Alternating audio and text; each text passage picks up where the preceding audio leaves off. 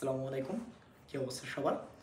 আশা করি সবাই ভালো আছো এবং যারা মেডিকেল পরীক্ষার্থী ছিলে আজকে মানে মেডিকেল এবং ডেন্টাল ভর্তি পরীক্ষা একত্রেই হয়েছে, যারা পরীক্ষার্থী ছিলে হয়তো অনেক সলভ দেখেছো বা যারা এই ভিডিওতে সলভ এক্সপেক্ট করতেছো, আমি বলবো যে ভাই উপরে একটা কার্ড আছে, কার্ড থেকে দেখে নাও অথবা এই ভিডিওর এন্ড স্ক্রিনেও তুমি সলভটা পেয়ে যাবো, সলভ দেখে নিতে পারবা। সো অনেকেই সলভ দেখার পরে নিজের একটা মার্ক ক্যালকুলেট করেছো মনে মনে যে আমি হয়তো এত পেতে পারি। এখন তোমাদের মনে একটা সংশয় আছে যে আমি কি এত মার্ক পেলে কি চান্স পাবিও কি পাবো না। অনেকে ভাবতেছো ভাই ডিএমসির জন্য কত মার্ক পেতে হয়। সো সবাই কাট মার্ক কত হতে পারে এটা নিয়ে অনেক বেশি চিন্তায় আছো। সো এটার একটা আইডিয়া দিব। আগেই বলে রাখছি যে ভাই কাট মার্ক কেউ প্রেডিক্ট করতে পারে না। ধরো বাংলাদেশের সবাইকে তুমি বসাই দিলা, 50 জনকে বসাই দিলা যে 50 জন পোস্ট করবে, একজন বলবে 50, একজন 51, 52, 53 থেকে শুরু করে 100 পর্যন্ত যাবে। সো কারো না কারোটা তো মিলবে। সো এরকমভাবে কখনোই অ্যাকুরেটলি প্রেডিক্ট করা যায় না, কারণ এইটা শুধু কোশ্চেন না, তোমাদের ব্যাচে কে কেমন পরীক্ষা দিয়েছে এটার উপর ডিপেন্ড করতেছে। এবং অনেকেই বলছে সহজ প্রশ্ন হয়েছে। হ্যাঁ সহজ হয়েছে, বাট এমন সহজও না যে ভাই সবাই 80-এর উপরে পাবে, 90-এর উপরে পাবে। এবং মন্ত্রণালয় থেকে শুরু করে অনেক কথাবার্তা, কোশ্চেন কঠিন হবে, 15 মিনিট কেন বাড়াইছে, এটা নিয়ে অনেক উত্তেজনার মাধ্যমে তোমরা আসলে অনেক প্যানিক করেছো।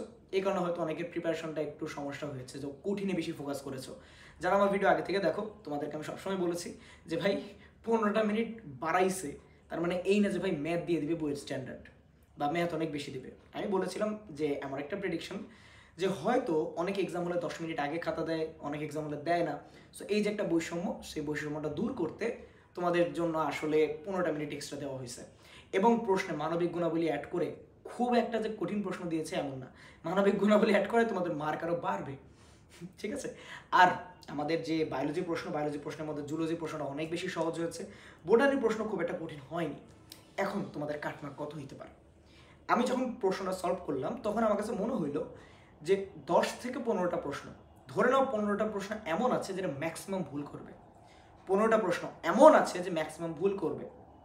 ইংরেজি থেকে শুরু করে তোমার বায়োলজি বা কেমিস্ট্রিতেও বা ফিজিক্সেও এমন এমন প্রশ্ন আছে যেটা আসলে আমাদের যে কনভেনশনাল বুক, সেই কনভেনশনাল বইতে কিন্তু নাই।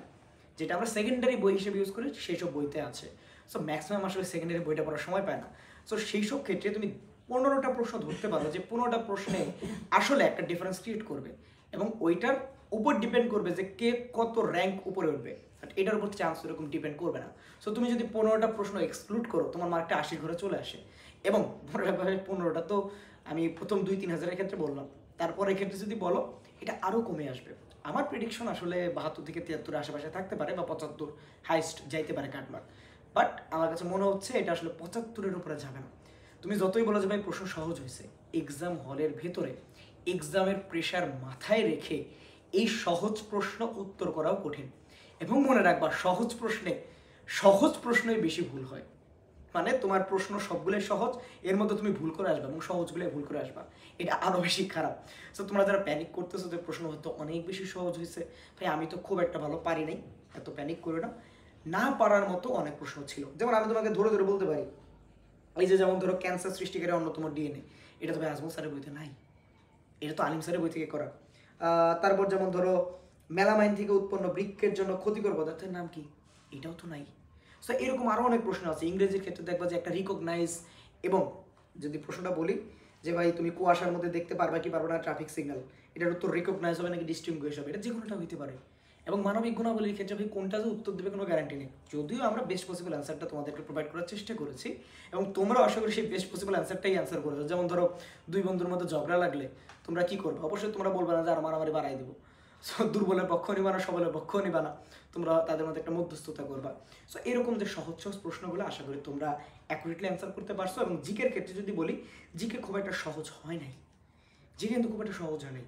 এই যে ধরো আখ উৎপাদনকারী জেলা কোনটা, এটা 90% বলাবান ভুল করবে, 10% বলাবান ঠিক করতে পারে। এবং ম্যাক্সিমাম আমরা এই আখ উৎপাদনকারী দেশ হিসেবে মানে জেলা হিসেবে জানতাম নাটোরকে, কিন্তু আমি যখন ওয়েবসাইট দেখলাম আর কি, সরকারি ওয়েবসাইট, ওইটাতে প্রথম ডিস্ট্রিক্টের নাম হলো রাজশাহী এবং অপশনে রাজশাহী ছিল। সো এরকম খুঁটিনাটি অনেক প্রশ্নই আছে যে প্রশ্নগুলো আসলে আমাদের ভুল করাটা স্বাভাবিক। এবং এক্সাম হলের প্রেশার এটা আমাদের ভুল হয়ে যায়, এটা আসলে অস্বাভাবিক কিছু না। সো যারা সহজ প্রশ্ন ভুল করে তোমরা চিন্তা ভাবনা করতেছো যে আসলে অনেক বেশি ক্ষতি হয়ে গেছে, আসলে আমার কিছু হয় নাই।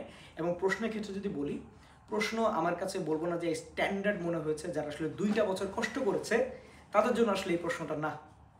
এটা আসলে যারা ধরো মানে লাস্টে 3 মাস জীবন মরণ দিয়ে কষ্ট করতেছে জাস্ট তাদের জন্য।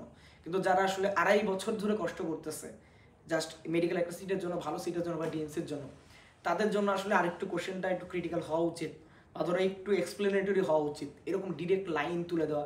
এবং কিছু ক্ষেত্রে দেখবা যে ভাই একই টাইপের প্রশ্ন 2বার করে করছে, এরকম 2টা প্রশ্ন আছে। সো এইরকম প্রশ্ন আশা করি পরবর্তী বছর থেকে স্ট্যান্ডার্ড হবে।